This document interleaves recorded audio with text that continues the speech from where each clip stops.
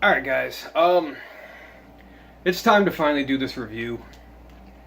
I knew this was going to be coming sooner or later. I really wished it was later, but I figure I might as well get it out of the way now. Now if you read the title, you already know what I'm talking about, and if you guys are into gaming, you already know why I'm dreading this review. And that review is on Bubsy 3D. Now, let's talk about Bubsy 3D real quick. Now, I got very fond memories of this game as a childhood, in a weird way. When I first got my PS1, this was one of the only games my parents would let me rent from Blockbuster. Because, you know, there was a cute, friendly cat on the front, and it was a platforming game. I remember as a kid, my parents used to have to shut off my PS1 because of how frustrated I would get from this game, to the point where I would just almost throw temper tantrums, and I would start tearing because of just how much this was pissing me off. And I always said, for one reason or another, when I got older, I would buy this game. And I finally bought it a couple months ago. It's not an expensive game. I maybe paid $8 for it. And I said to myself going into this review, I was going to try to make this as unbiased as I could. I just shut off my PlayStation. And, not much has changed in my opinion of this game. So, little retrospective. Bubsy was like a mascot for the company Accolade, and he had some 2D platformers back on like the Super Nintendo and the Genesis, to my understanding, maybe the 3DO also. And to my understanding, those games were semi-decent. They weren't awesome, they weren't terrible. So, when the PS1 came out, the company jumped into 3D to make Bubsy 3D. And may I say that Bubsy, after about 25 minutes playing this game, is probably officially the most annoying video game character I've ever played as. He loves to make these smart alecky comments, and they're not really that smart, they're just really annoying. So, alright, let's start with the positives about this. To its benefit, Bubsy 3D plays in 480i instead of 240p, which most PlayStation games did at the time. That's a positive, alright. Any other it's a positive that it's a little ballsy to be one of the first 3D platformers. I guess we can go with that one too. You know, guys, this is actually very hard to name positives on this. Let's talk about some issues with this game, aside from everything about it.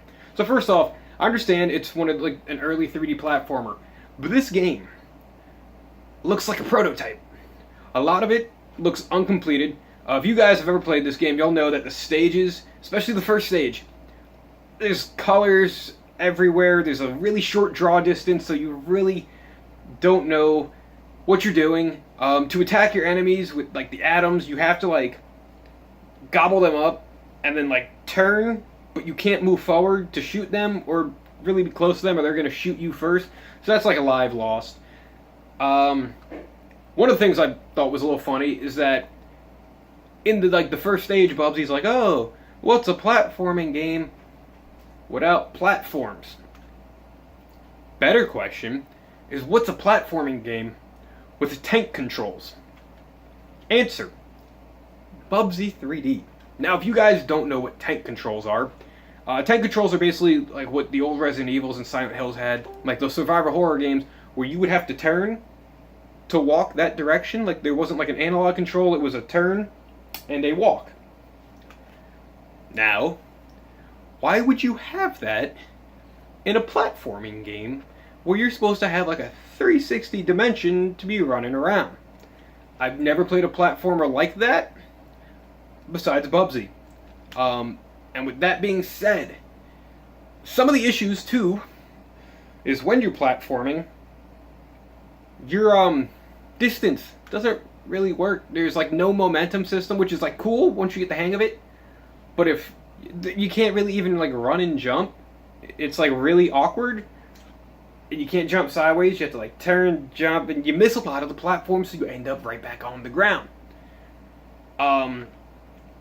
This game, honestly guys, it gets a lot of slack, it really does. and it deserves every bit of it. I really don't know what they were going for here. Like, it is ballsy. Like I said, it's an early 3D platformer released in 1996, but 1996 was the same year games like Mario 64 and Crash Bandicoot came out, and none of them had tank controls. All of them played quite well for the time, and you know, they say this won a Gold X award. Do the research. Gold X was never a thing that actually existed. They just kind of made it up for this game to make it look promising. So that's false advertising, guys. What is... Hold on a second. This says Stunning and Original by EGM, Electronic Gaming Monthly. I don't know how much they had to pay EGM to say that, or if EGM ever actually said that. Nothing about this game is stunning. It's sort of original for the time, I guess you could say that. But it should not have won any awards. It's not a fun game. I mean, if one of you people say Bubsy 3D is like your favorite PlayStation game, I don't really know if I would want to talk to you about it. Because that's like a conversation that I feel like I shouldn't have with anyone. It's like almost like an Inception moment. God forbid I go to like a gaming conference one day and someone's like, oh, my favorite PS1 game, Bubsy 3D. And if they can say that with a straight face and they're not joking about it, guys, like, I know some of you people watching this video may have not ever played this game, and you may think I might have just sucked at it, and that's why I'm giving it such a rag review. If you have the option to play this without having to buy it, by some means, you'll play 5 minutes and understand everything I'm talking about. Bubsy 3D was a game that honestly could have been so much better, and with Bubsy making his return soon on the PlayStation 4 and I think the Xbox One, I'm a little nervous about it. But he's going back to 2D, so it shouldn't be terrible. Do I recommend you buy this game? Unless you're getting it for like a penny and you don't want to play a good game, go ahead, pick it up. But if you want something that's going to be worth your time, and you want a game that you'll actually enjoy, unless you like terrible video games, don't get this by any means. Don't spend more than $8 on it like I did, unless you need it for your collection. This is not a game you're going to want to play. This is not a game you would even want to give a kid to play, because that kid is probably going to end up just like I was, frustrated and wanting to throw things. As much as this game is now like 21 years old, I can't even say you can go back and play it with a nostalgic trip and think that it's aged well, because I don't think it even aged well the day it was released. I'm sorry, it's kind of how it is. Guys, that's Bubsy 3D for the PlayStation 1. Play it if you must, buy it if it's for your collection, but don't go into this thinking this is going to be your new favorite game of the year. You might need to play it drunk. I don't know. Maybe you'll get some more enjoyment out of it, or you'll be super more frustrated, and it'll drive you to drink more, guys.